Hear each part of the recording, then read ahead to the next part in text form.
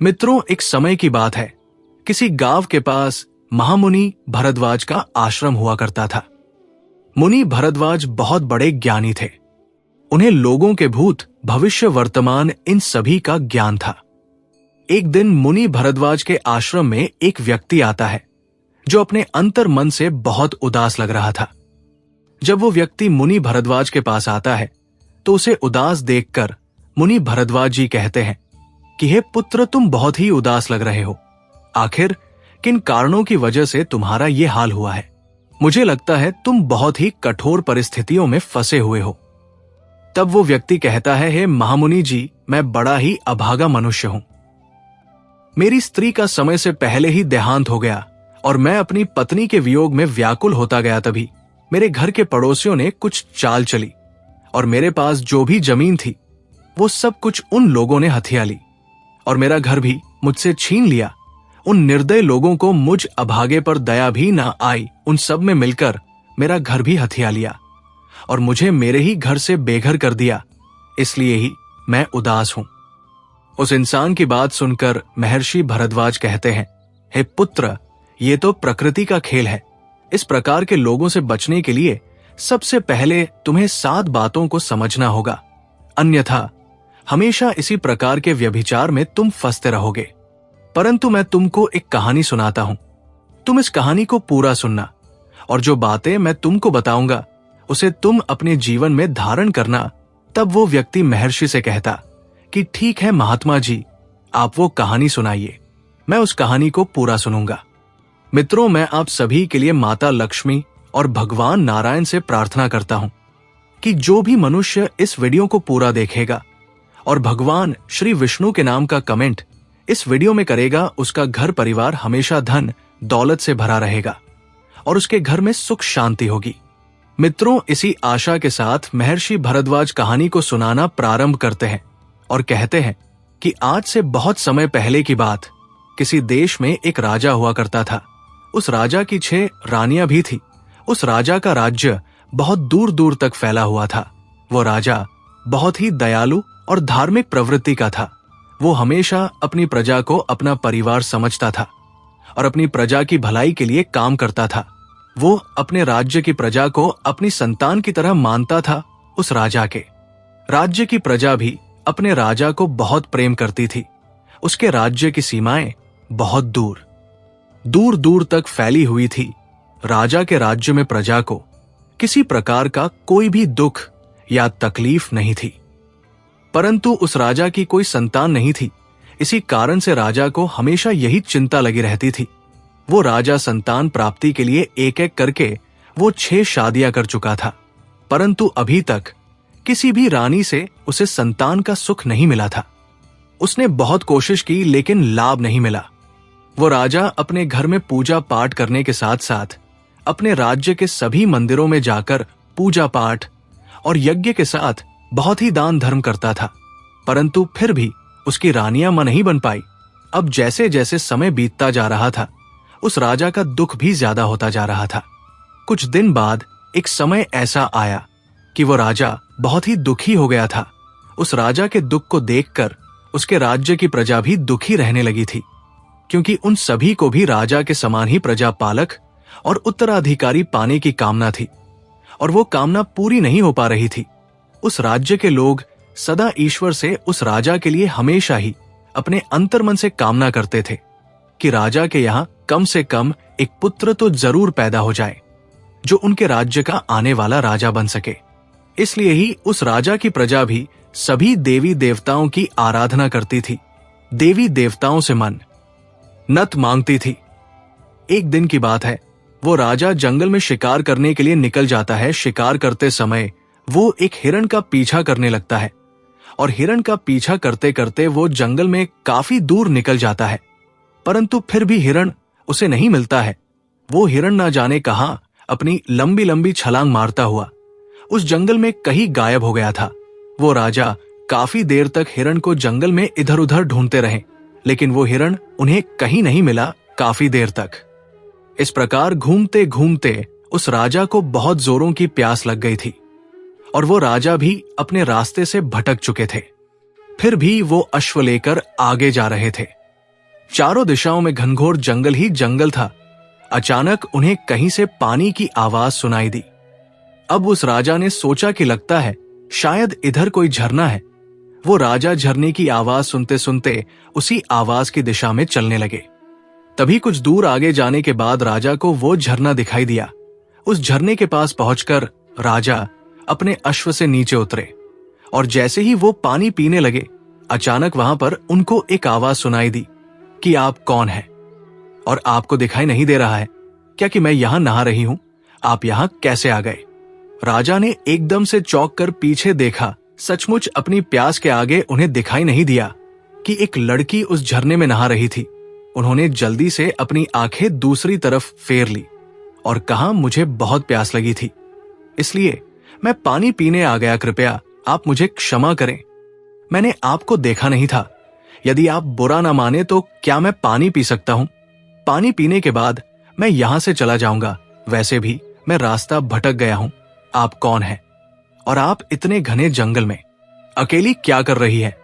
मुझे तो बहुत ही ज्यादा प्यास लगी थी और इस तरफ मुझे कुछ आवाज सुनाई दी तो मैं आ गया और प्यासा इतना था कि कहीं और मेरा ध्यान गया ही नहीं। राजा के प्रश्न का उत्तर देते हुए वो लड़की कहने लगी, मैं यही पास के गांव में रहती हूं। मेरा तो यहां का रोज का आना जाना लगा रहता है। मैं रोज आती हूं और इसी झरने में नहाती हूं।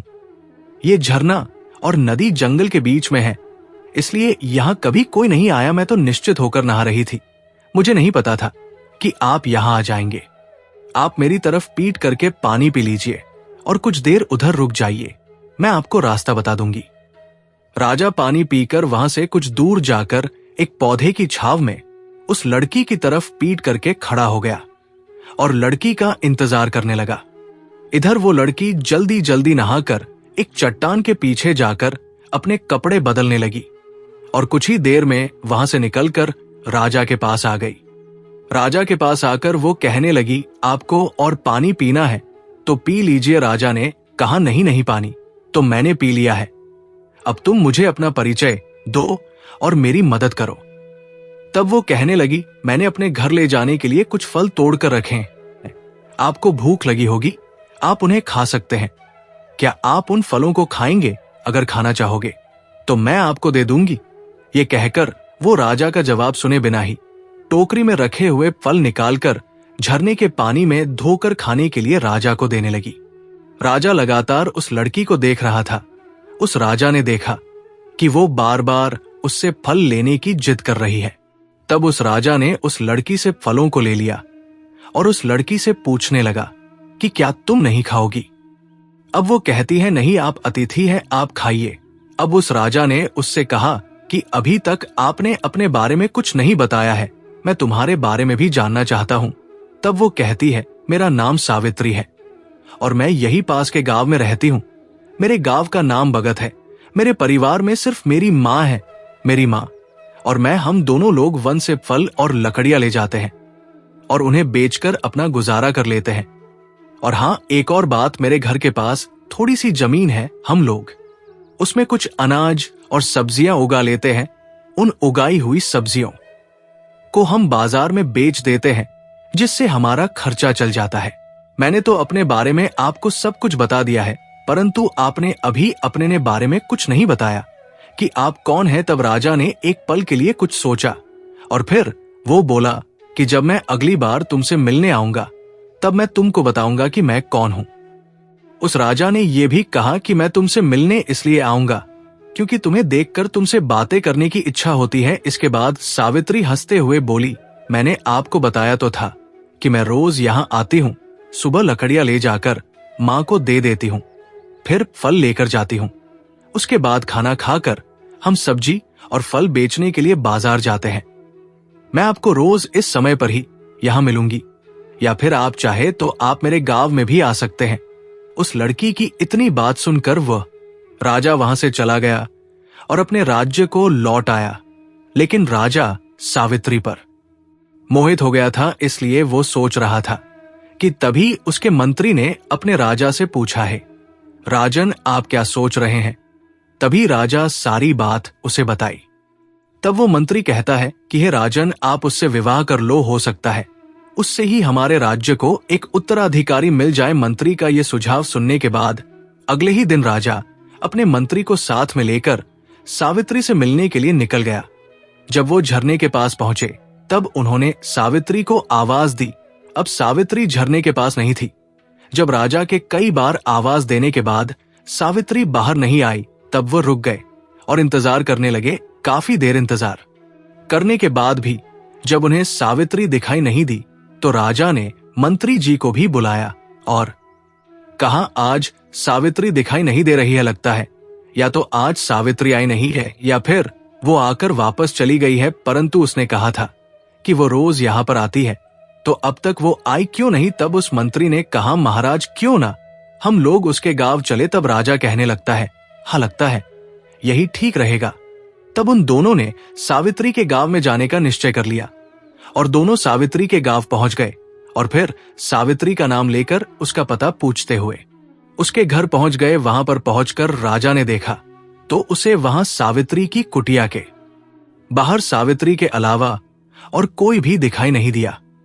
सावित्री अपनी कुटिया के बाहर चुपचाप बैठी हुई थी। राजा ने उसे आवाज लगाई, सावित्री तुम क्या कर रही हो? देखो मैं तुमसे मिलने आया हूं। मैंने झरने के पास तुम्हारी बहुत प्रतीक्षा की परंतु तुम वहां नहीं आई। सावित्री की आंखें आंसू से भरी हुई थी। राजा ने पूछा, सावित्री क्या हुआ, तुम क्यों रो रही हो?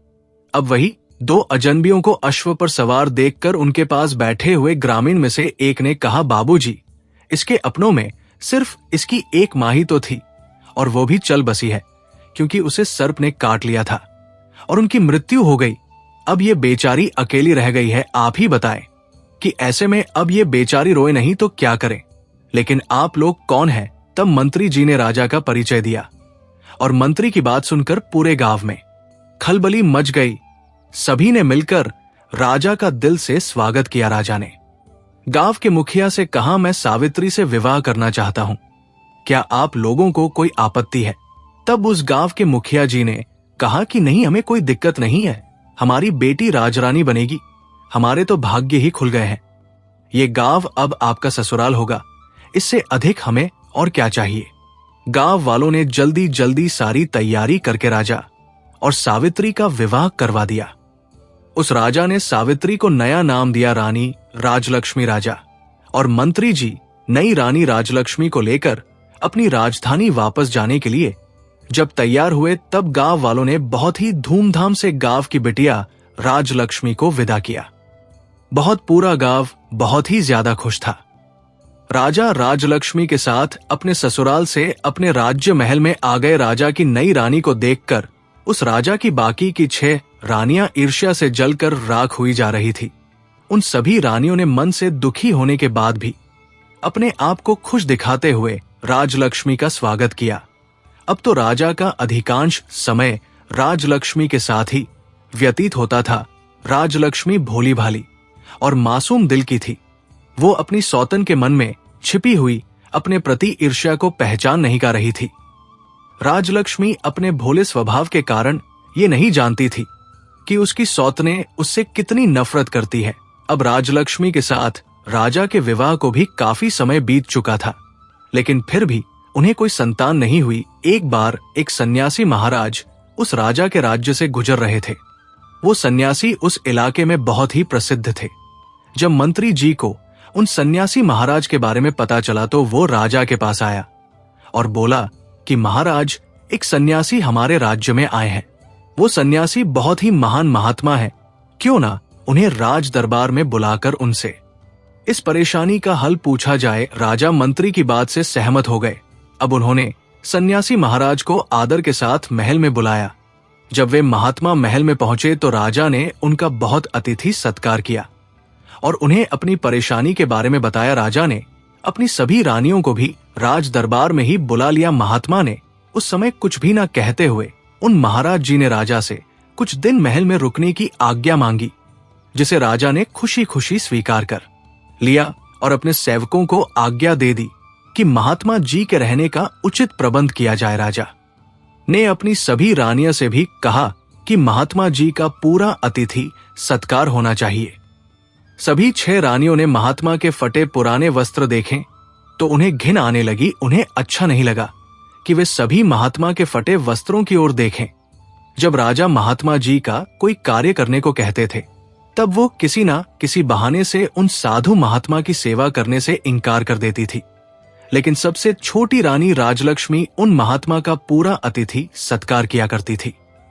शायद वो जंगल में पली होने के कारण उसे इस बात का कोई घमंड नहीं था कि वो इस राज्य की रानी है। उसने अपना पूरा मन लगाकर उन महात्मा की सेवा की। कुछ दिनों बाद जब महात्मा जाने के लिए तैयार हो गए, तब जाने से पहले उन्होंने सभी को आशीर्वाद दिया। अंत में सबसे छोटी रानी राजलक्ष्मी को उन्होंने अपने पास बुलाकर कहा कि बेटी, तुमने मेरी बहुत सेवा की है, मेरा बहुत ध्यान रखा है। बहुत जल्द ही तुम्हें सुंदर संतान की प्राप्ति होगी और इस महल में बच्चों की आवाज सुनाई देगी। ये सुनकर राजा और रानी राजलक्ष्मी बहुत खुश हो गए। इस प्रकार आशीर्वाद देकर महात्मा चले गए और सचमुच कुछ ही दिनों के भीतर छोटी रानी गर्भवती हो गई। कुछ ही दिनों में राजलक्ष्मी ने राजा को शुभ समाचार दिया कि वो पिता बनने वाले हैं। रानी गर्भवती हो गई है। ये समाचार सुनने के बाद राजा की खुशी का अब तो कोई ठिकाना ना था। अब तो राजा रानी राजलक्ष्मी का और भी ज्यादा ध्यान रखने लगे थे। उन्होंने राजलक्ष्मी को किसी तरह की कोई तकलीफ ना हो, ये सोचकर राजमहल में सभी दास दसियों को राजलक्ष्मी की इच्छा पूरी करने के निर्देश दे दिए। उन्होंने कुल गुरु को भी ये निर्देश दिया कि वो प्रतिदिन रानी को धार्मिक और प्रेरक कहानी सुनाए। रानी के गर्भवती होने का समाचार जब राज्य में फैला, तब पूरे राज्य में खुशी की एक लहर फैल गई। उस राज्य में सभी लोग खुशियां मनाने लगे। चारों तरफ बधाइयों की धूम मची थी। सभी लोग खुश थे कि राज्य को वारिस मिलने वाला है। परंतु 6 रानियां तो जलकर राख हो गई थी। ये 6 की 6 रानियां आपस में विचार करने लगी कि अब क्या होगा। अब तो वो सब यही सोच रही थी कि छोटी रानी तो पहले से ही राजा को बहुत प्यारी है। बच्चा होने के बाद तो इसका और अधिक ध्यान रखा जाएगा। ये कल की आई हुई ये औरत पटरानी हो जाएगी। उसके बाद हम सभी का तो कोई महत्व ही नहीं रह जाएगा और ये हमें दासी की तरह समझेंगे। इस तरह से वे आपस में सलाह करके हमेशा रानी राजलक्ष्मी को परेशान करने का प्रयास किया करती थी, परंतु उनका कोई भी प्रयास सफल नहीं हो पाता था। कभी कुलगुरु के लोग रास्ते में आ जाते थे, तो कभी राजा की प्रजा, और कभी दासिया, तो कभी स्वयं राजा ही उनके रास्ते की रुकावट बन जाते थे। इस तरह समय बीत रहा था और रानी की गर्भावस्था का समय भी लगभग पूरा होने को वाला था। तभी अचानक राज्य की सीमा पर विद्रोहियों ने विद्रोह कर दिया। उनके विद्रोह को दबाने के लिए सेनापति को राजा ने भेज दिया, परंतु वो अपने काम में फिर भी असफल रहे। तब राज्य की सीमा पर स्वयं राजा को ही जाना पड़ा। राजा ने अपनी सबसे बड़ी रानी को छोटी रानी राजलक्ष्मी की उचित देखभाल करने का आदेश दिया और वो विद्रोह को दबाने के लिए महल से निकल गए। राजा के जाते ही सभी रानियों को सुनहरा अवसर मिल गया और सभी रानियां राजलक्ष्मी से मधुर बातें करते हुए बच्चे के लिए आवश्यक सावधानियां बतलाकर चली जाती थी। रानी राजलक्ष्मी समझ नहीं पा रही थी कि आखिर कुलगुरु और सभी रानियों की बातें इतनी अलग अलग क्यों हैं। आखिर सही कौन है। दोनों की बातें एक दूसरे से बिल्कुल विपरीत है। तब वो अपने मन में सोचती है कि कुलगुरु तो पुरुष है और रानियां तो महिलाएं हैं। महिलाओं की बातें पुरुष कहां समझ पाएंगे। इसीलिए वो आंखें बंद करके बड़ी रानियों की हर बात मानती चली गई। एक दिन रानी को प्रसव पीड़ा शुरू हो गई। तब रानी राजलक्ष्मी ने बड़ी रानी से कहा कि दीदी, मुझे बहुत तकलीफ हो रही है, मुझे कुछ उपाय बताइए। प्रसव कैसे होगा, समय पूरा हो गया था। तब बड़ी रानी के मन में बहुत ज्यादा ईर्ष्या हो रही थी। वो सोच रही थी कि अभी से इसका इतना ध्यान रखा जाता है, बच्चे पैदा होने के बाद ना जाने कितना ज्यादा इसका ध्यान रखा जाएगा। ये सोचकर बड़ी रानी छटपटा रही थी। लेकिन छोटी रानी को इस प्रकार मदद मांगते देखकर उसके मन में तरह तरह के षड्यंत्र पैदा होने लगे। उसने बहुत मीठे शब्दों में छोटी रानी से कहा कि बहन, तुम चिंता मत करो, मैं कुछ करती हूं। मैं दाई को बुलाती हूं, तब तक तुम ऐसा करो कि देखो वो सामने कटोरी है, तुम उसमें अपना सर डालकर खड़ी हो जाओ। इससे तुम्हें आराम मिलेगा और प्रसव आराम से हो जाएगा। तब तक दाई भी आ जाएगी। राजलक्ष्मी को ऐसा कहकर रानी वहां से चली गई। तब रानियों ने अपनी दासिया से कहा कि मेरे राज महल की दाई को बुला लाओ। जब दाई आई तो उन 6 रानियों ने मिलकर उसे धन देकर और कुछ समझाकर अपने साथ शामिल कर लिया। इधर राजलक्ष्मी इंतजार करने लगी कि अब वो क्या करे। जरूर प्रसव का यही तरीका होगा। वो घड़े में अपना सर डालने लगी तो सर घड़े के अंदर नहीं जा रहा। अब वो जमीन में बैठ गई और दर्द के कारण चिल्लाती रही, लेकिन उसे देखने वाला वहां पर कोई नहीं था। दूसरी तरफ बड़ी रानी और दूसरी रानियों ने अपनी विश्वास पात्र दाई से कहा कि तुम छोटी रानी के कमरे के बाहर जाकर खड़ी रहो और देखती रहो कि वहां कोई दूसरा जाने नहीं पाए। दाई कमरे के बाहर खड़ी हो गई। छोटी रानी राज लक्ष्मी दर्द से रो रही थी। भगवान की कृपा से छोटी रानी ने एक एक करके 7 बच्चों को जन्म दिया। रानी राजलक्ष्मी ने 6 लड़के और 1 लड़की को जन्म दिया, जिससे रानी राजलक्ष्मी को बहुत ज्यादा तकलीफ हो रही थी, जिससे रानी राजलक्ष्मी बेहोश हो गई। ये देख देखकर दाई ने जल्दी से अपनी बड़ी रानी को बुलाया और सभी बच्चों को उन्हें दिखाया। बड़ी रानी के साथ सभी छोटी रानियां भी वहां आ चुकी थी। वो सभी ये देखकर हैरान थी कि छोटी रानी ने एक साथ 7 बच्चों को जन्म दिया है और सभी बच्चे बिल्कुल स्वस्थ और तंदुरुस्त हैं। उन्होंने उस दाई से कहा कि तुम जल्दी से जाओ और कुछ ईंट पत्थर के टुकड़ों को लेकर आओ। अब दाई जल्दी से ईंट पत्थर के टुकड़ों को लेकर आ गई। उसके बाद बड़ी रानी ने दाई से कहा कि तुम यहां से इन सभी बच्चों को ले जाओ और जंगल में ले जाकर इन्हें मार के जमीन के नीचे दफन कर देना। हमने जो तुम्हें सोना चांदी और सिक्के देने का वादा किया है वो बहुत जल्दी ही तुम्हें मिल जाएंगे। दाई बहुत खुश हो गई और वो सभी बच्चों को लेकर वहां से चली गई। उसके जाने के बाद सभी रानियों ने मिलकर वहां से बच्चों के होने के सारे निशान साफ कर दिए। बच्चों के स्थान पर उन्होंने ईंट पत्थर के टुकड़े वहां रख दिए, साथ ही उस घड़े को तोड़कर उसके टुकड़े भी वहां पर रख दिए और इसके बाद सभी रानियां अपने कमरे में आ गई। कुछ देर बाद वही दाई वापस उनके पास पहुंच गई। तब बड़ी रानी ने उससे पूछा, क्या हुआ? क्या इन्होंने उन्हें मारकर जमीन में दबा दिया है कि नहीं? तब दाई ने कहा, जी मैंने उन्हें मार के दफना दिया है। दाई की इस बात को सुनने के बाद सभी रानियां बहुत खुश हुई और उन्होंने दाई को इनाम के रूप में बहुत सारे सोने चांदी के सिक्के देकर उस दाई को विदा किया। इस प्रकार अपना सारा काम पूरा करने के बाद सभी रानियां छोटी रानी राजलक्ष्मी के पास आई और उसके ऊपर पानी के छिंटे मारकर छोटी रानी को होश में लाई। रानी राजलक्ष्मी के होश में आने के बाद रानी राजलक्ष्मी बहुत कमजोर महसूस कर रही थी। उसने सभी रानियों से पूछा कि मेरे बच्चे कहाँ हैं और मुझे लड़का हुआ है या लड़की। तब उन रानियों ने पत्थरों की ओर इशारा करते हुए कहा कि ये देखो, तुमने इन पत्थरों को जन्म दिया है। छोटी रानी राजलक्ष्मी ये सुनकर आश्चर्यचकित थी कि ऐसा कैसे हो सकता है कि मैंने ईंट और पत्थरों को जन्म दिया है। छोटी रानी के पास ईंट और पत्थर पड़े हुए थे। उसने रोते हुए कहा कि ईंट और पत्थर ऐसा कैसे हो सकता है? नहीं, ये नहीं हो सकता।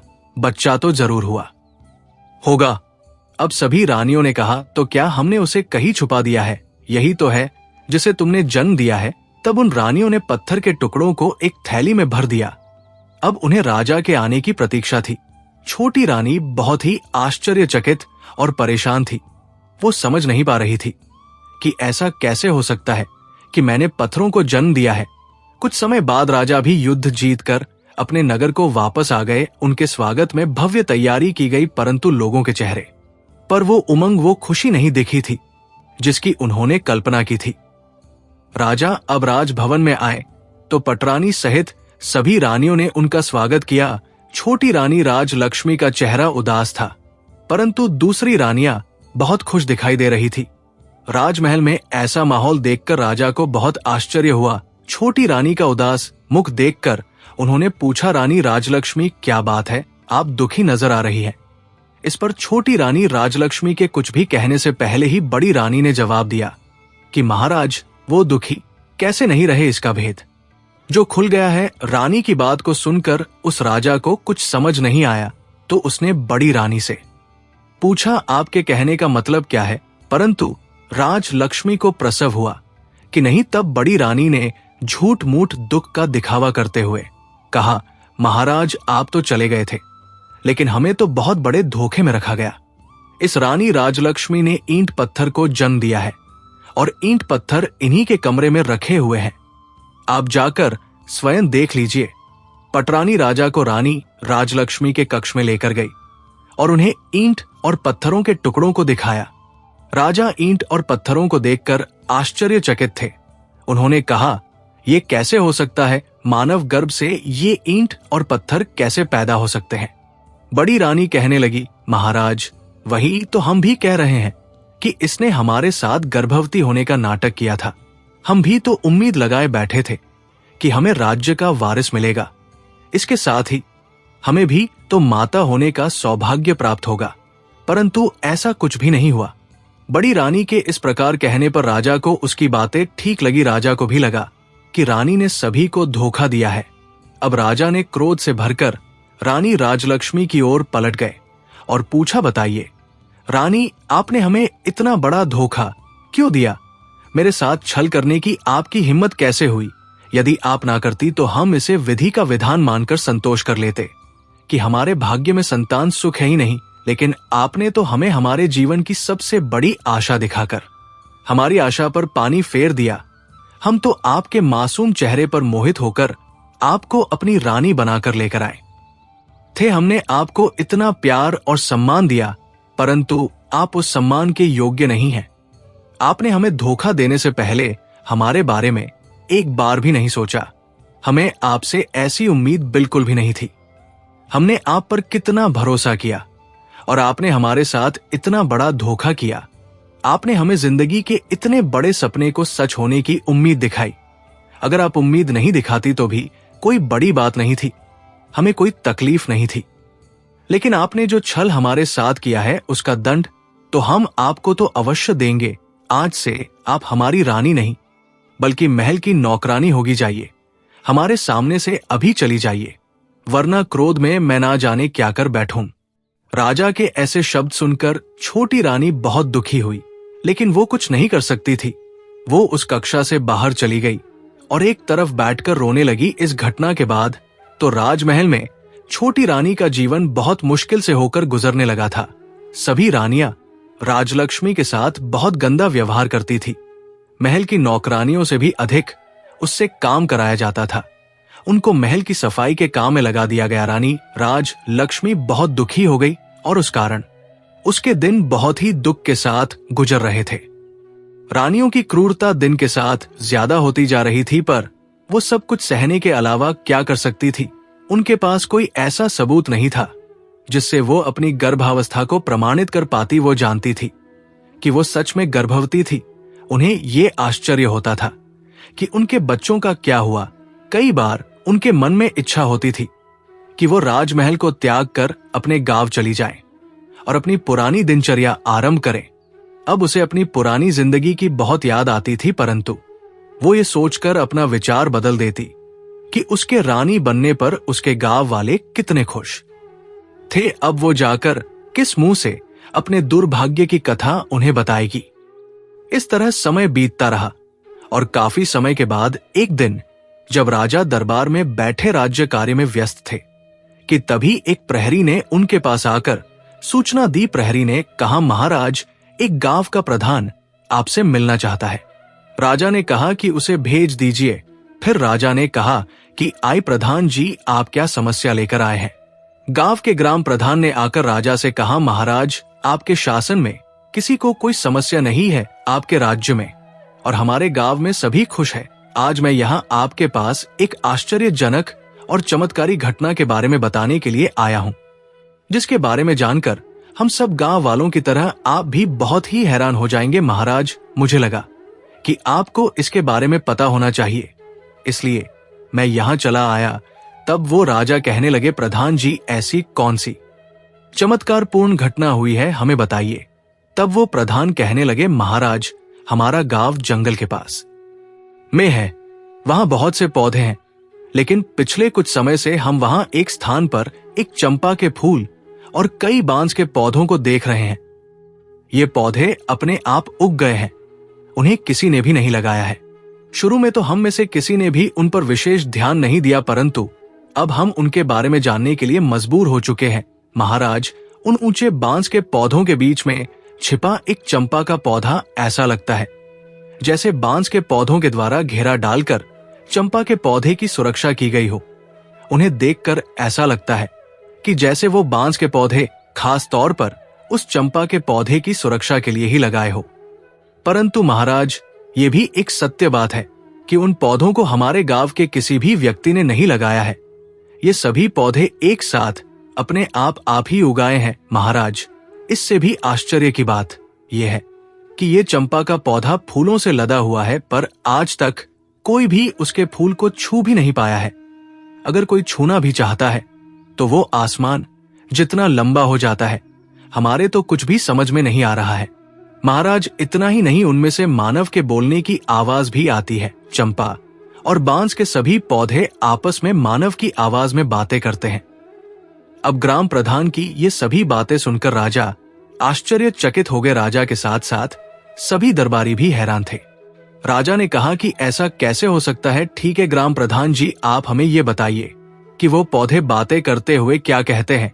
तब ग्राम प्रधान कहने लगे, महाराज, जब कोई भी व्यक्ति फूलों को लेने के लिए चंपा के पौधे की ओर अगर कोई अपना हाथ करता है तो चंपा के पौधे से आवाज आती है कि बांस भैया, ये इस गांव के ग्रामीण फूल लेने आए हैं, इन्हें फूल देना है या नहीं। इसके बाद उन बांस के पौधों में से आवाज आती है ना, बहन लग जा आकाश। इसके बाद चंपा की डालियां इतनी ऊंची हो जाती है कि कोई भी इंसान उन तक नहीं पहुंच पाता। लंबे डंडे से भी चंपा के फूलों तक पहुंचना संभव नहीं होता है। परंतु प्रतिदिन सुबह के समय चंपा के फूल जमीन पर बिखरे मिलते हैं, जो कि बहुत ही सुगंधित होते हैं। प्रधान कहता है कि महाराज, आश्चर्य की बात तो यह है कि सभी ग्रामीणों ने फूलों लाने की बहुत कोशिश की, परंतु आज तक एक भी फूल अपने हाथों से नहीं ला पाए। यहाँ तक कई गांव के ग्रामीण ने भी बहुत प्रयास किया, परंतु कोई भी व्यक्ति एक भी फूल नहीं तोड़ पाया, सभी असफल रहे। अब तो सभी लोगों ने उस चंपा के पौधे को आकाश चंपा के पौधे के नाम से बुलाना शुरू कर दिया है। राजा ने ग्राम प्रधान की ये सभी बातें सुनने के बाद हैरान होकर मंत्री को आदेश दिया, मंत्री जी, आप खुद जाकर देखिए वो किस प्रकार के पौधे हैं और इसके बारे में हमें पूरी जानकारी दीजिए। मंत्री जी ने कहा, मैं स्वयं जाकर देखता हूं। मंत्री जी उसी समय ग्राम प्रधान को लेकर दरवाजे से बाहर निकल गए राजा, और सारे दरबारी आश्चर्य में पड़ गए। ये सब सुन और देख रहे थे, वो समझ नहीं पा रहे थे कि आखिर सच्चाई क्या है। मंत्री के वहां से जाने के बाद राजा भी ये सोचकर अपने राज्य कार्य में व्यस्त हो गए कि मंत्री जी गए हैं, वो सब कुछ पता लगाकर आ जाएंगे। राजमहल से निकलकर जब मंत्री जी ग्राम प्रधान जी के साथ उन पौधों के पास पहुंचे तो सभी ग्रामीण भी वहां पर इकट्ठा हो गए। सुबह का समय था। मंत्री जी, ग्राम प्रधान और गांव के लोग उस चंपा के पौधे के पास पहुंच चुके थे। वहां पहुंचते ही चंपा के फूलों की गंध उनके नाक में प्रवेश कर गई। चंपा की सुगंध से वे सम्मोहित हो गए। चंपा के पौधे के पास पहुंचकर मंत्री जी ने देखा कि ग्राम प्रधान के बताए अनुसार वहां पर एक चंपा का पौधा था और कई बांस के पौधे थे। चंपा का पौधा बिल्कुल बीच में था और बांस के पौधे उसे अपनी सुरक्षा के घेर में लिए हुए खड़े थे। चंपा की डालियां सामान्य ऊंचाई पर थी, जिसे मंत्री जी आराम से अपने हाथ से पकड़ सकते थे और फूल भी तोड़ सकते थे। पौधे के चारों ओर जमीन पर फूल बिखरे हुए थे। मंत्री जी चंपा के फूलों की सुगंध से सम्मोहित होकर चंपा के पौधे की ओर गए और फूल लेने के लिए अपना हाथ आगे बढ़ाया। तभी वहां पर मौजूद सभी लोगों को चंपा के पौधे से निकलती हुई एक मानव आवाज सुनाई दी, जिसे सुनकर मंत्री के हाथ जहां के तहां रुक गए। वो आश्चर्यचकित हो उठे। वो ये देख रहे थे कि ये आवाज चंपा के पौधे से आई थी। चंपा के फूल के पौधे से आवाज आई थी कि है बांस भैया। हाँ बहन चंपा, ये आवाज बांस में से आई थी। उसके बाद चंपा के पौधे से आवाज आई, हमारे मंत्री जी फूल तोड़ने आए हैं, क्या मैं टूटूं या लग जाऊं आकाश। वो आवाज सभी को स्पष्ट सुनाई दे रही थी। सभी आश्चर्य के साथ उस बांस के पौधों की ओर देख रहे थे। तभी उन बांस के पौधों में से एक साथ आवाज आई, जो बिल्कुल साफ सुनाई दे रही थी। ऐसा लग रहा था जैसे 5-6 लोग एक साथ बोल रहे हो। इन आवाजों को सुनकर मंत्री जी आश्चर्यचकित हो गए। ऐसा लग रहा था जैसे उनके हाथों के साथ साथ उनका दिमाग भी सुन्न हो गया हो। और वो सभी बांस से कह रहे थे, ना बहन चंपा लग जा आकाश से, ये वही मंत्री जी है जिन पर हमारी मां की जिम्मेदारी थी, लेकिन इन्होंने अपनी जिम्मेदारी पूरी नहीं की, इसलिए इनके सामने झुकना नहीं, एक भी फूल का स्पर्श इन्हें नहीं करने देना। इसलिए बहन चंपा लग जा आकाश। और अचानक से चंपा की सभी डालियां इतनी ऊंची हो गई कि अब मंत्री जी को किसी भी तरह से उसके एक भी फूल को नहीं तोड़ सकते थे। मंत्री जी ने चंपा के फूल तोड़ने का बहुत प्रयास किया, लेकिन बहुत कोशिश करने के बाद भी वो एक फूल भी नहीं तोड़ सके। उन बांस के पौधों में से अब जो आवाज आ रही थी वे मंत्री जी से कह रही थी कि जाइए मंत्री जी, आप अपने राज कार्य का संचालन कीजिए, आप किसी इंसान की जिम्मेदारी लेने के योग्य नहीं हैं। मंत्री जी, आप अपनी जिम्मेदारी पूरी तरह से निभाते नहीं है। आपने एक बार भी ये देखने की कोशिश नहीं की हमारी महारानी राजलक्ष्मी गर्भावस्था के अंतिम समय में कैसे है और उनका प्रसव कैसा होगा। ऐसे कठिन समय में उन्हें कौन कौन सी समस्या हो सकती है। इसलिए अब आप यहां से जाइए, हमारी दृष्टि में आपने अपराध किया है, आप हमारे सामने से चले जाइए। उन बांस की बातों को सुनकर मंत्री जी आश्चर्यचकित थे। एक और तो उन्हें इस बात का आश्चर्य हो रहा था कि ये पौधे मनुष्य की आवाज में बात कैसे कर रहे हैं। वहीं दूसरी ओर वो ये सोचकर भी हैरान थे कि वो सचमुच रानी राजलक्ष्मी को दिन में केवल एक बार देखकर आ जाते थे। ये बात सच तो थी, लेकिन उन्हें ये समझ नहीं आ रहा था कि ये बात इन पौधों को कैसे पता चली। और वो आत्मग्लानि से भर उठे क्योंकि उन्हें गर्भावस्था के अंतिम समय में रानी की देखभाल तथा प्रसव अपनी निगरानी में करवाना चाहिए था। अब उन्हें यह महसूस हो रहा था कि सही में उन्होंने अपनी जिम्मेदारी सही ढंग से पूरी नहीं की है, परंतु ये बात इन पौधों को कैसे पता है।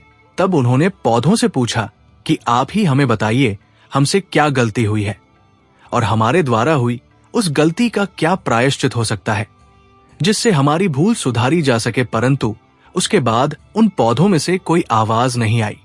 मंत्री जी पौधों से बात करने का बार बार प्रयास करते रहे। उन्होंने पौधों से कई प्रकार के प्रश्न पूछे, लेकिन उन्हें पौधों की तरफ से कोई उत्तर नहीं मिला और ना ही अब पौधों की तरफ से कोई भी आवाज आ रही थी। लेकिन चंपा की डालियां अभी भी ऊंचाई पर थी, इसलिए मंत्री जी बहुत परेशान थे। मंत्री जी को उनके प्रश्नों के उत्तर नहीं मिले थे। वो मंत्री जी निराश होकर वहां से वापस जाने लगे। वहां से लौटने से पहले उन्होंने गांव वालों से कहा, मैं इस बात को महाराज से अवश्य कहूंगा और मुझे पूरा विश्वास है कि मेरी बात सुनने के बाद महाराज इस बात का पता लगाने के लिए यहां अवश्य आएंगे। इसके बाद मंत्री जी वहां से अपनी राजधानी वापस आ गए। राजमहल वापस आकर उन्होंने महाराज को सारी बातें बताई और कहा कि महाराज, मुझे लगता है कि राजमहल में कुछ षड्यंत्र तो अवश्य हुआ है। अब मुझे तो अपने ऊपर गलानी हो रही है। मुझे ऐसा लग रहा है कि जैसे मैं राजलक्ष्मी की देखभाल पूरी तरह से नहीं कर पाया। आज मुझे उन पौधों की बात सुनकर ऐसा लग रहा है कि कुछ ऐसा हुआ है जो हम लोग नहीं जानते। कुछ तो बहुत ही गलत हुआ है जिसका हमें नहीं पता है, परंतु उन पौधों को इसके बारे में सब कुछ पता है। मैंने अपनी तरफ से उन पौधों से सब कुछ जानने की पूरी कोशिश की, लेकिन उन्होंने मुझे कुछ नहीं बताया। महाराज, मेरा आपसे अनुरोध है कि आप एक बार अवश्य वहां चले और स्वयं देखे। हो सकता है वो चंपा का पौधा आपको सारी बातें बता देगा शायद। अब मंत्री की पूरी बात ध्यानपूर्वक सुनकर राजा ने कहा, ठीक है, हम स्वयं चलेंगे और अपने साथ अपनी रानियों को भी लेकर चलेंगे। हम सारे लोग वहां चलकर देखेंगे। परंतु वो राजा राजलक्ष्मी को नहीं ले जाना चाहता था। अब उन मंत्री जी को कुछ समझ नहीं आ रहा था कि अब वो क्या करें। उन्होंने फिर से कोशिश करते हुए महाराज से कहा कि महाराज, यदि आप राजलक्ष्मी की सूरत नहीं देखना चाहते तो ना देखें, लेकिन उन्हें अपने साथ अवश्य लेकर चले, क्योंकि महाराज, मुझे लगता है राज महल में कुछ षड्यंत्र तो अवश्य हुआ है और उसका पता हमें नहीं चल पाया है। महाराज, मुझे दुख है कि अनजाने में मैं भी इस षड्यंत्र में शामिल हो गया हूं। इसलिए तो चंपा और बांस ने मुझे जिम्मेदारी नहीं निभाने वाला इंसान कहा और साथ ही वो मुझसे बहुत ही नाराज लग रहे थे। हे महाराज, आप मेरी इतनी सी बात को मानकर मुझ पर उपकार कीजिए। हो सकता है इससे मुझे अपनी भूल सुधारने का अवसर ही मिल जाए और मेरे किसी अनजाने पाप का प्रायश्चित हो जाए। मंत्री की भावनाओं को समझते हुए महाराज ने कहा कि ठीक है मंत्री जी, अगर आप राजलक्ष्मी को साथ ले जाना चाहते हैं तो ले जा सकते हैं, लेकिन इतना ध्यान रहे कि वो मेरी नजरों के सामने ना आने पाए। अगर वो मेरे सामने आ गई तो मैं बर्दाश्त नहीं करूंगा, क्योंकि उसने मुझे इतना बड़ा धोखा दिया है, इसलिए मैं उसे अपने सामने नहीं देख सकता। इस प्रकार राजा और मंत्री के बीच चंपा के पास जाने का दिन और समय तय हो गया। अब राजा और मंत्री के वहां जाने की तैयारी होने लगी। निश्चित दिन पर और समय पर राजा अपनी रानियों के साथ चंपा के फूलों का रहस्य जानने के लिए निकल पड़े। आगे रथ में स्वयं उनकी पटरानी तथा पीछे 5 रानियों की पालकी थी। उनके कई प्रमुख सभा सदस्य भी उनके साथ जा रहे थे। राजा के आदेश के अनुसार छोटी रानी राजलक्ष्मी को सभी के साथ जाना था, परंतु मंत्री जी ने उनके जाने की व्यवस्था अपने परिवार के साथ की थी और पूरे सम्मान सहित एक पालकी में अपने परिजनों के साथ उनकी यात्रा सुनिश्चित की। मंत्री जी को अब भी अपने आप पर ग्लानि हो रही थी कि उन्होंने गर्भ की अवस्था में रानी की पूरी तरह से देखभाल नहीं की थी और उन्होंने रानी के प्रसव की सही व्यवस्था नहीं की थी।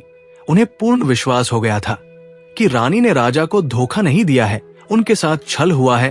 राजा की सवारी अब गांव की तरफ चल दी और गांव के पास आकर एक वन में रुक गए। गांव के बाहर गांव की सीमा पर पड़ाव डाला गया। गांव के ग्रामीण राज परिवार के स्वागत में जुट गए। अगले दिन सुबह ये काफिला चंपा के पौधे के पास जा पहुंचा और सभी लोग उनके चारों ओर घेरा डालकर बैठ गए। आज भी चंपा के फूल जमीन पर बिखरे हुए थे और उनमें से निकल रही मनमोहक सुगंधित हवा पूरे वातावरण को सुगंधित कर रही थी। चंपा की सुगंध से वहां उपस्थित सभी लोग प्रफुल्लित हो रहे थे। अब राजा भी उस चंपा के पौधे का रहस्य को जानने के लिए बेताब थे। सभी 6 रानियां राजा के पास खड़ी थी, परंतु सिर्फ छोटी रानी राजलक्ष्मी उनके पास न होकर मंत्री जी की पत्नी के साथ खड़ी थी। तभी एक रानी ने महाराज से कहा, महाराज, यदि आपकी आज्ञा हो तो मैं कुछ फूलों को तोड़कर ले लूं। मुझे इसकी खुशबू से बहुत ही अच्छा लग रहा है। राजा ने कहा, रानी जी, क्यों नहीं, आप अवश्य फूल लीजिए। तभी दूसरी रानी ने कहा, महाराज, मेरी भी फूल तोड़ने की बहुत इच्छा हो रही है। इनकी सुगंध इतनी अच्छी है कि मैं अपने आप को रोकने में असमर्थ हूं। आप आदेश दें तो मैं भी कुछ फूल तोड़ लाऊं। तभी महाराज ने सभी को आज्ञा दे दी। जब दोनों रानियां फूलों के पास गई और उन्होंने चंपा के फूलों को तोड़ने के लिए अपना हाथ आगे किया, तभी चंपा के फूलों से आवाज आई, रानी, आप रुकिए, आप हमारी आज्ञा के बिना इस तरह हमारे फूल नहीं तोड़ सकती। आवाज को सुनते ही रानी के हाथ जहां जहां थे वहीं रुक गए। आसपास बैठे सभी लोग भी इस आवाज को सुनकर डर गए। तभी चंपा के पौधे से आवाज आई, बांस भैया, हमारी सौतेली माँ हमारे फूल लेने आई है। मैं टूटू या लघु आकाश। तब बांस के पौधे में से आवाज आई, बहन चंपा लग जा आकाश, ये तो तुम्हें छूने के योग्य भी नहीं है। क्या तुम्हें याद नहीं कि इन्होंने हमारी माँ के साथ कैसा अत्याचार किया है? इसीलिए बहन, इनके बारे में मत सोच और लग जाओ आकाश के साथ। तुरंत ही चंपा की डालियां ऊपर उठने लगी और आकाश को छूने लगी। निराश होकर महारानी वापस आकर अपने स्थान पर खड़ी हो गई। इसी प्रकार से 5वीं, चौथी, तीसरी और फिर दूसरी रानी भी हार मानकर अपने स्थान पर बैठ गई। इसके बाद आई सबसे बड़ी रानी। उन्होंने अपने हाथ पौधे की ओर बढ़ाया और कहा, सभी सुने, मैं इस राज्य की महारानी और महाराजा की पटरानी हूं। इस राज्य में जो कुछ भी है उन सब का उपयोग सबसे पहले या तो मैं करती हूं या वो मेरी अनुमति से किसी और को प्राप्त हो सकता है। इसलिए चंपा अपनी डाली को नीचे झुका और मुझे फूल तोड़ लेने दे। इस बार चंपा की डालियों से आवाज आई, बास भैया, हमारी सौतेली मां मुझे फूल देने के लिए चेतावनी के साथ डरा रही है। हमें अपना आदेश मानने के लिए कह रही है। तुम क्या कहते हो, हमें इनका आदेश मानना चाहिए या नहीं? तब बांस बोला, ना बहन, तुम्हें आदेश देने का इनके पास कोई अधिकार नहीं है। हम राजा की और इनके राज्य की हम प्रजा नहीं है और हम कोई वस्तु भी नहीं जो इनके उपयोग में आना आवश्यक हो। और क्या तुम्हें याद नहीं है कि इन्हीं के आदेश से तो सारा काम हुआ है? इन्होंने ही तो हमारी मां को सबसे ज्यादा दुख दिया है। रानी राज्य की जनता की मां होती है, इसीलिए पूरी प्रजा भी उनकी संतान बनकर उनके आदेशों का पालन करती है। परंतु इन्होंने तो माता होने का अपना कर्तव्य ही नहीं निभाया है। और इन रानी के हाथों में तुम अपने सुगंधित फूलों को कैसे दे सकती हो? इसीलिए बहन, तुम झुकना मत, तुम आकाश में ही रहो। तुम्हें इनका स्पर्श भी नहीं होने देना चाहिए। सभी के सामने ये सभी बातें सुनकर बड़ी रानी का सर लज्जा से झुक गया। राज्य के सभी सभासदों, राज्य की जनता और ग्रामीणों के समक्ष उनका इतना अपमान हुआ जो उन्हें बिल्कुल भी अच्छा नहीं लगा। परंतु वो इस पौधे को कोई दंड भी तो नहीं दे सकती थी।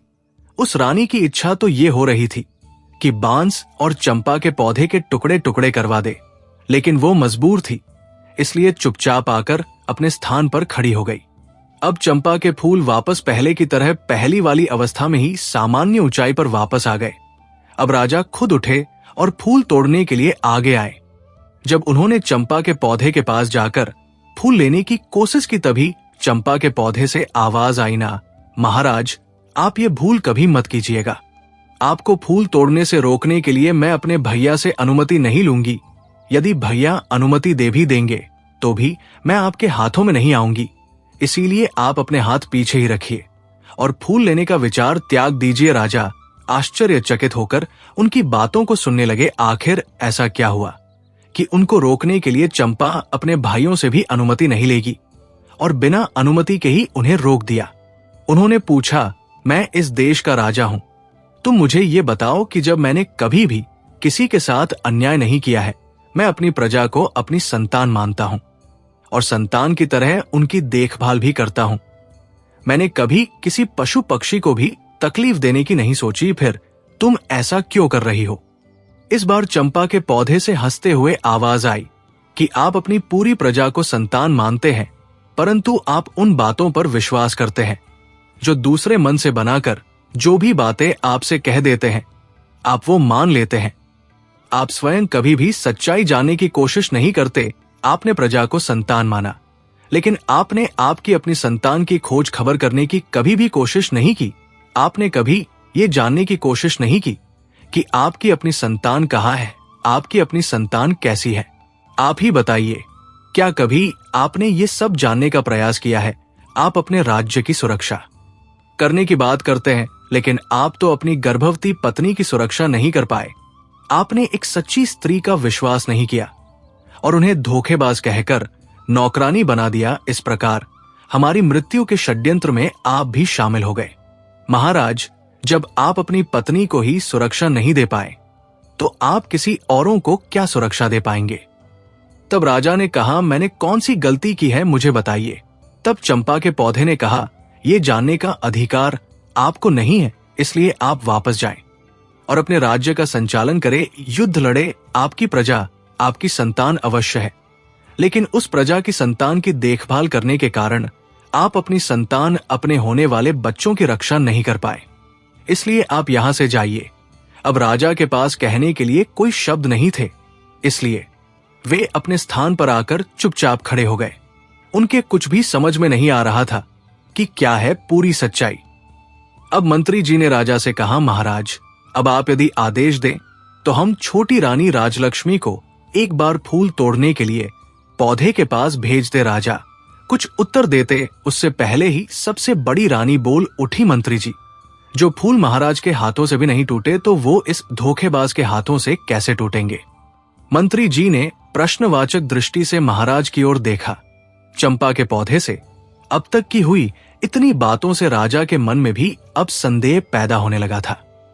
उनके मन में भी कहीं ना कहीं ये विचार आने लगा था कि रानी राजलक्ष्मी के साथ सच में कोई षड्यंत्र तो नहीं हुआ था। उन्होंने अपनी शंका दूर करने का निर्णय लिया और फिर उन्होंने राजलक्ष्मी को फूलों को तोड़ने के लिए मंत्री जी को अनुमति दे दी। राजा ने मंत्री को अनुमति देते हुए कहा, ठीक है मंत्री जी, आप रानी राजलक्ष्मी को चंपा के पौधे के पास ले जाइए। अब सारी रानियां डर जाती है कि कहीं हमारी पोल ना खुल जाए। ये सब हो क्या रहा है, उनके कुछ भी समझ नहीं आ रहा था। अब मंत्री जी रानी राजलक्ष्मी को फूल तोड़ने के लिए कहते हैं। अब राजलक्ष्मी देखती है कि चंपा के पौधे की डालियां आकाश में काफी ऊंचाई पर है। ये देखकर वो कहती है, मंत्री जी, मेरे हाथ वहां इतनी ऊंचाई पर कैसे पहुंचेंगे?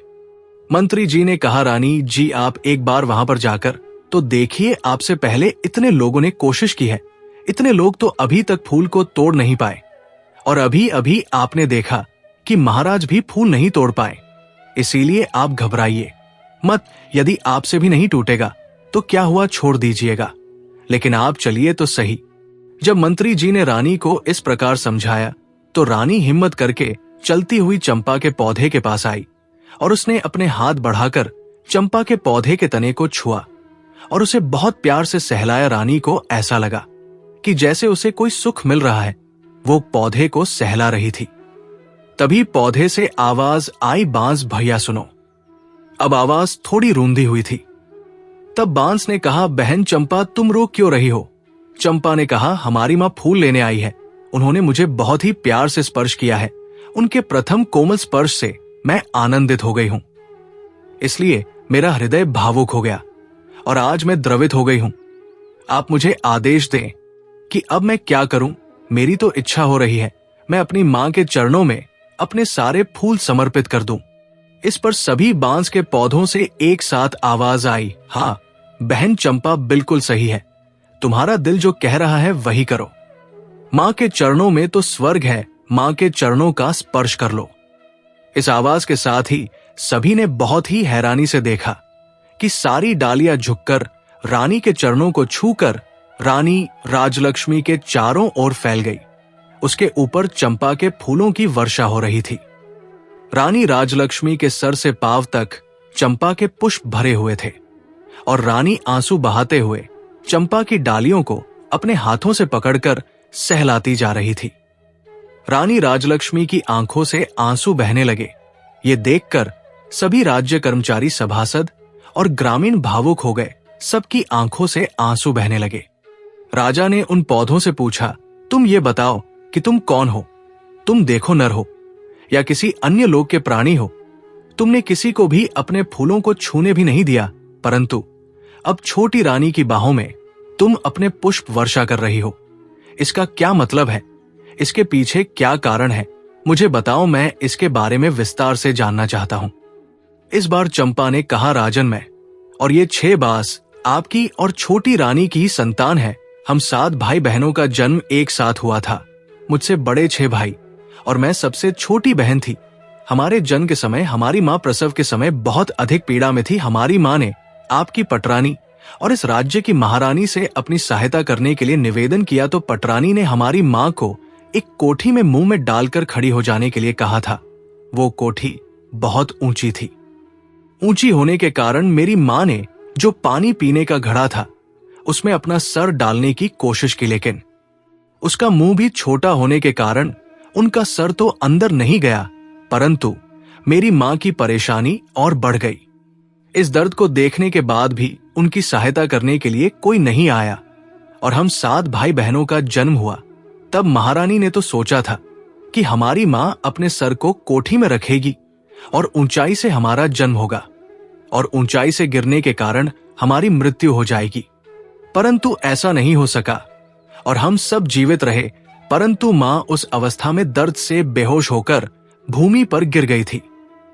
तब महारानी ने एक दाई को बुलाया। महारानी ने उस दाई को पैसों का लालच देकर हमें मारकर जंगल में जमीन में दबाने के लिए कह दिया।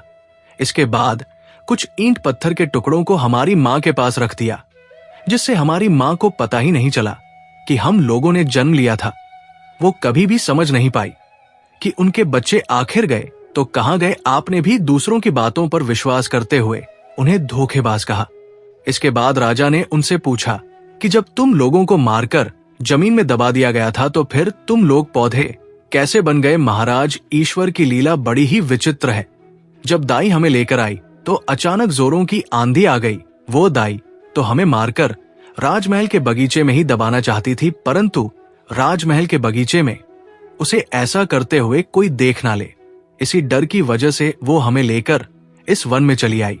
यहां आने पर जब वो कुदाल से मिट्टी खोद रही थी, तभी आकाश मार्ग से परियों की रानी अपनी सखियों के साथ वन भ्रमण के लिए आ रही थी। जब उनकी दृष्टि हम पर पड़ी तो उन्होंने हमें उठा लिया और दाईने महल में जाकर उसने महारानी से झूठ बोल दिया कि उसने हमें मारकर जमीन के अंदर दबा दिया है, क्योंकि उसे डर था कि सच्चाई जानकर महारानी उसे मरवा देंगी। दाई के वहां से जाने के बाद परियों की रानी ने मेरे 6 भाइयों को बांस में बदल दिया और मुझे चंपा के फूल का पौधा बना दिया और मेरे भाइयों को बांस बना दिया। उनकी कृपा से हमें सभी बातें याद है और हम सभी को पहचान कर उनके अनुसार अपना व्यवहार कर पा रहे हैं और मानव की आवाज में बोल पा रहे हैं। तब राजा कहने लगा, तो क्या तुम लोग अपने असली रूप में नहीं आ सकते? तब चंपा कहने लगी, महाराज, हम अपने असली रूप में आ सकते हैं अगर हमारी माँ सभी पेड़ों से एक एक पत्ती ले और मेरे पौधे से एक पत्ती ले, फिर इन सभी 7 पत्तियों को एक गोले में रखकर परियों की रानी का नाम लेकर प्रार्थना करेगी और कहे है परी रानी, मेरे बच्चे मुझे वापस कर दो, तो हम सभी वापस अपने असली रूप में आ जाएंगे। उसकी बात सुनते ही रानी राजलक्ष्मी ने बांस और चंपा के पौधों से एक एक पत्ती ली और उन्हें गोले में सजाया और स्वयं उनके समक्ष बैठ गई और हाथ जोड़कर पूरी श्रद्धा के साथ बोली, है परी रानी, मैं पूरी जिंदगी आपकी सेवा करूंगी, आपकी पूजा करूंगी, फिर भी आपके उपकार का मैं प्रतिकार नहीं कर पाऊंगी। आपने मेरे ऊपर इतना बड़ा उपकार किया है, आपने इतने दिन मेरे बच्चों को संभाल कर रखा, अब कृपया इन्हें मेरे आंचल में डाल दो। मां परी रानी, मुझे मेरे बच्चों से मिला दो। तभी वहां से बांस के पौधे और चंपा का पौधा विलुप्त हो गए और लगभग 5 वर्ष की एक बालिका से और 5 वर्ष के 6 बालक और वहां पर उपस्थित हो गए, जिसे देखकर रानी और राजा ने आगे बढ़कर अपने सभी बच्चों को अपनी बाहों में समेट लिया। रानी राजलक्ष्मी की तो हिचकियां ही बंद नहीं हो रही थी, वो तो रोए जा रही थी। राजा भी बच्चों को अपने सीने लगाकर अपनी आंखों से वर्षा किया जा रहे थे। गांव की जनता, सभासद, सभी रानियां बिल्कुल मौन होकर ये दृश्य देख रहे थे। कुछ देर के बाद जब राजा ने वहीं पर अपना दरबार लगा दिया और उन्होंने आदेश दिया कि सभी 6 रानियां रानी बनने के योग्य नहीं है, इसलिए आज से और अभी से मैं इनका परित्याग करता हूं। छोटी रानी राजलक्ष्मी को इतने दिन जो कष्ट सहन करने पड़े उसके लिए मैं उनसे क्षमा मांगता हूं और उन्हें अपनी पटरानी बनाता हूं और राजकुमारी की हत्या के षड्यंत्र की रचना के लिए दोषी मानते हुए मैं बड़ी रानी को मृत्युदंड देता हूं। महाराज ने अपने महामंत्री से कहा, मंत्री जी, मेरे आदेश का तुरंत पालन किया जाए। रानी राजलक्ष्मी, जो अब तक अपने बच्चों को अपनी बाहों में समेटे अपने सीने से लगाए हुई बैठी आंसू बहा रही थी, उन्होंने अचानक से अपना सर उठाया और कहा, महाराज, आज मेरे लिए प्रसन्नता का बहुत बड़ा दिन है, क्योंकि आज मेरे बच्चे मुझे वापस मिल गए। आज के इस प्रसन्नता भरे दिन पर मैं किसी के लिए कालिमा का दिन नहीं लाना चाहती, इसीलिए आपसे मेरा एक अनुरोध है। आप मेरा ये अनुरोध स्वीकार कर लीजिए कि बड़ी रानियों को मृत्यु दंड ना दे, अन्यथा इनका दोष हमारे बच्चों, हमारे राज्य और राज्य की जनता पर हमेशा के लिए ग्रहण की तरह छाया रहेगा। इसलिए महाराज, इन सबको क्षमा कर दीजिए। राजा ने कहा, रानी, आपका दिल बहुत विशाल है, परंतु मैं सबको क्षमा तो नहीं कर सकता हूं, इसलिए इन्हें क्षमा दान तो नहीं दिया जा सकता, परंतु आपके अनुरोध पर इनका दंड कुछ कम करके आजीवन कारावास में बदल सकता हूं। जब तक ये जिंदा रहेगी, कारावास में रहेगी, इस कारावास में इन्हें एक समय का भोजन मिलेगा, परंतु कारावास के बाहर ये एक पल के लिए भी निकल नहीं पाएंगी। यही इनका दंड होगा। इसके बाद राजा और रानी राजलक्ष्मी ने सभी ग्रामीणों को अपनी तरफ से कई उपहार दिए और सभी मंत्रियों और दास दसियों के साथ राजधानी लौट आए। आते समय दृश्य बदल चुका था। राजा के साथ रथ में रानी राजलक्ष्मी बच्चे रथ पर सवार थे और 6 रानियां बंदी की अवस्था में सैनिकों के बीच चलती हुई पैदल राजमहल की ओर जा रही थी। राजमहल पहुंचने पर उन्हें कारागृह में डाल दिया गया। राजा रानी राजलक्ष्मी के साथ और अपने बच्चों के साथ में सुखपूर्वक अपने राज्य की जनता का पालन करते हुए अपना जीवन बिताने लगे। रानी राजलक्ष्मी के दिन जैसे पहले थे वो बदल गए थे। भगवान की कृपा से राज्य के सभी लोगों के जीवन में भी खुशियां आ गई। भगवान अच्छे के साथ हमेशा अच्छा करते हैं और बुरे का परिणाम बड़ा ही भयानक होता है। इस कहानी से हमें ये सीख मिलती है कि हमें किसी पर भरोसा नहीं करना चाहिए, चाहे वो कितना भी सगा क्यों ना हो। अब महर्षि भरद्वाज उस युवक से कहते हैं, हे पुत्र, अब मैं तुम्हें उन 7 लोगों के बारे में बताता हूं जिनसे हमेशा सतर्क रहना चाहिए। इन 7 लोगों से हमेशा दूरी बनाकर ही रखनी चाहिए, अन्यथा ये मित्र होते हुए भी प्रतिघात कर देते हैं। पहला, ऐसा मनुष्य सिर्फ अपने आप को ही देखता है, उसे दुनिया से मतलब नहीं होता है। मतलब के समय पर ही वो केवल तुम्हें याद करता है, तो उसका तत्काल त्याग कर देना चाहिए। 5वां, यदि आपके परिवार में, आपके भाइयों में आपस में लड़ाई हो तो किसी तीसरे मनुष्य को बीच में बोलने नहीं देना चाहिए। इससे घर में फूट पड़ जाती है और वो मनुष्य मजे उड़ाता है। तो ऐसे मनुष्य को अपने घर के मामलों में दखल देने से हमेशा दूर रखना चाहिए। 6, किसी भी मनुष्य के लिए अपने आप को न्योछावर नहीं करना चाहिए। इससे मनुष्य की अहमियत का पतन होता है और वो मनुष्य आपकी अहमियत का ही फायदा उठाता है और बाद में वही तुम्हें त्याग देता है। तो ऐसे मनुष्य से भी दूर रहना चाहिए। 7वां, एक मनुष्य को हमेशा लालची मनुष्य से दूर रहना चाहिए, क्योंकि वो लालच के वश में आकर किसी भी हद तक गिर सकता है। हे पुत्र, यही तुम्हारे साथ भी हुआ है, तुम्हारे साथ भी छल किया गया है। अब महर्षि भरद्वाज की बातें उस युवक के समझ में आ गई थी।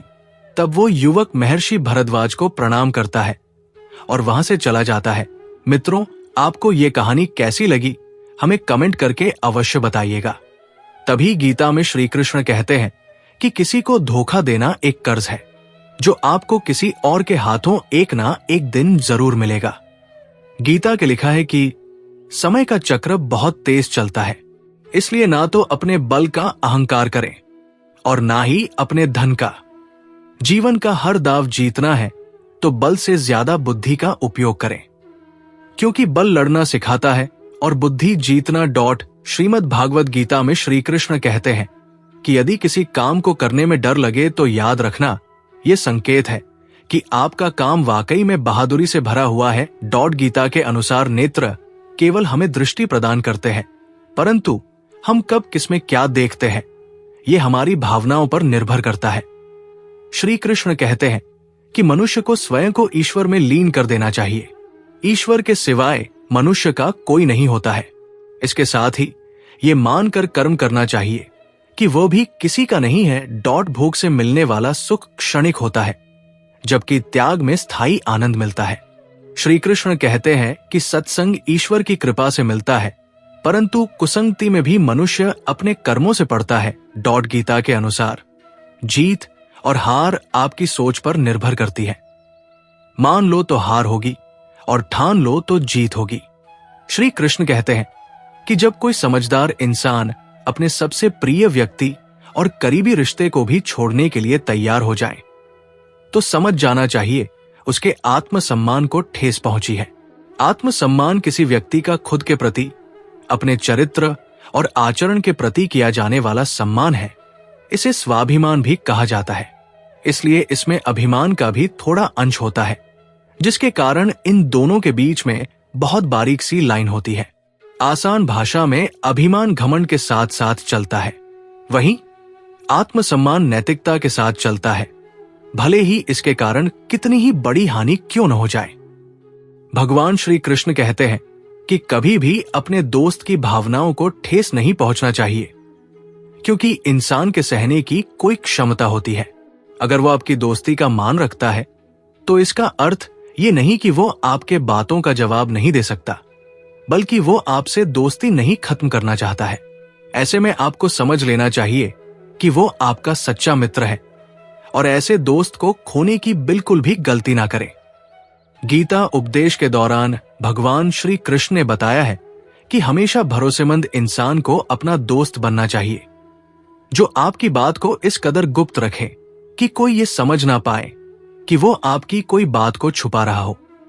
ऐसा मित्र अगर आपके पास है तो उसे खोने की गलती मत करें, और यदि आपके आसपास ऐसा मित्र है जो आपके भरोसे के काबिल नहीं, उनसे समय रहते दूर हो जाना ही आपके लिए स्वास्थ्यदायक होगा। भगवान श्री कृष्ण के अनुसार हमेशा अपने दोस्तों का समर्थन करें, और जो मित्र सच्चा होगा वो आपका हर परिस्थिति में साथ देगा। चाहे आंधी पानी हो या भीषण गर्मी पड़े, आपके लिए एक बात पर समर्थन में खड़ा होगा। वह एक सच्चा मित्र होता है।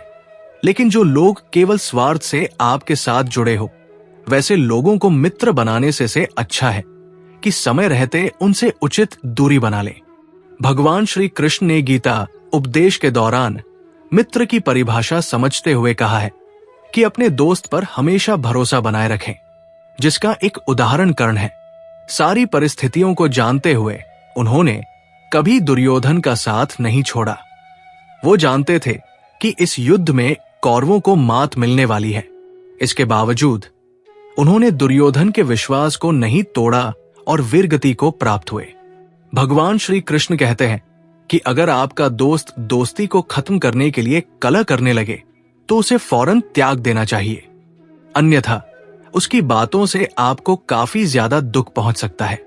कोशिश करें कि अपने दोस्त से किसी भी बात पर लड़ाई झगड़ा ना करें, बल्कि उसे समझाने और समझने का प्रयास करें।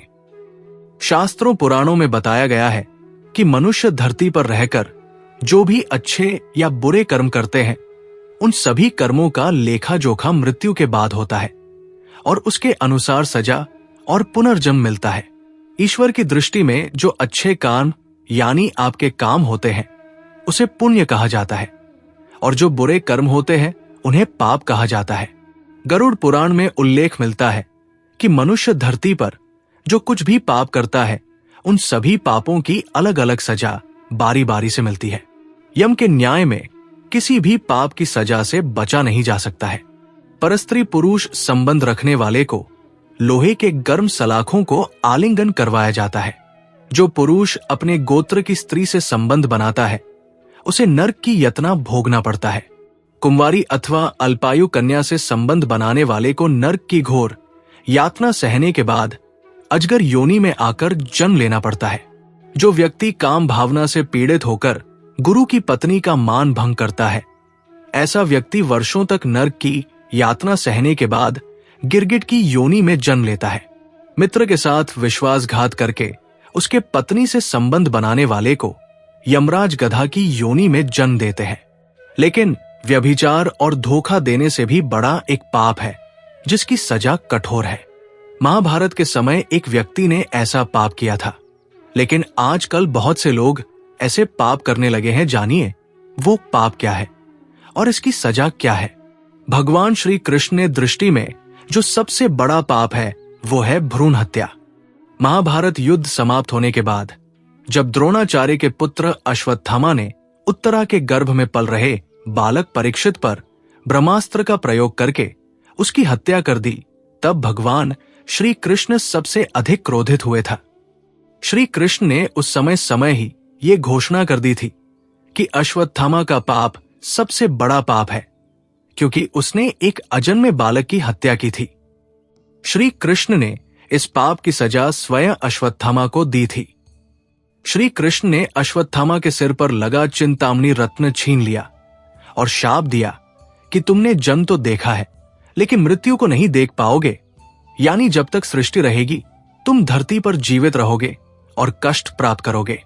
भ्रूण की हत्या करने वाले के लिए सबसे कठोर सजा निर्धारित है और ऐसे व्यक्ति को कई युगों तक इस सजा का दंड भुगतना पड़ता है।